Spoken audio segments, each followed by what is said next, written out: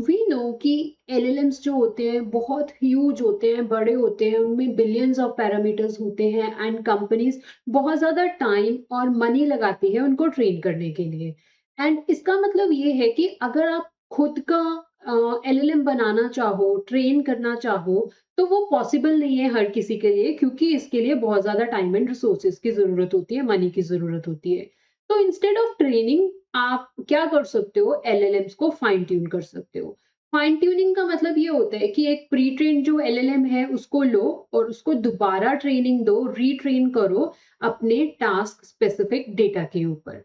अब ये जो फाइन ट्यूनिंग है ना, ये दो तरीके से कर सकते हैं। एक तो होता है ट्रेडिशनल फाइन ट्यूनिंग। अब ट्रेडिशनल फाइन ट्यूनिंग क्या होती है, जिसमें हम रीट्रेन तो करते हैं एलएलएम को, बट उसमें ऑलमोस्ट जितने भी एलएलएम के पैरामीटर्स होते हैं ना, ऑलमोस्ट सारे के सारे पैरामीटर्स दोबारा से रीट्रेन करते हैं। अगेन अगर हम ऐसा करेंगे तो ये सुपर एक्सपेंसिव होगा, इसमें बहुत ज़्यादा टाइम लगेगा। तो फिर एक दूसरा तरीका है फाइन ट्यूनिंग का, उसको हम बोलते हैं पेफ्ट। पेफ्ट क्या होते हैं? Parameter efficient fine tuning. अब पेफ्ट के थ्रू ना, जो ओल्ड अप्रोच थी फाइन ट्यूनिंग की, वो बिल्कुल चेंज हो गई। पेफ्ट में क्या होते हैं कि सारे पैरामीटर्स को रीट्रेन करने के बजाय, मॉडल के सारे पैरामीटर्स को रीट्रेन करने के बजाय, पेफ्ट की हेल्प से हम सिर्फ 1% पैरामीटर जो होते हैं मॉडल के, उनको रीट्रेन करते हैं एंड बाकी जो 99% पैरामीटर्स होते हैं ना, वो एज इट इज रहते हैं। अब 1% पैरामीटर्स को अपडेट करने का फायदा क्या हुआ?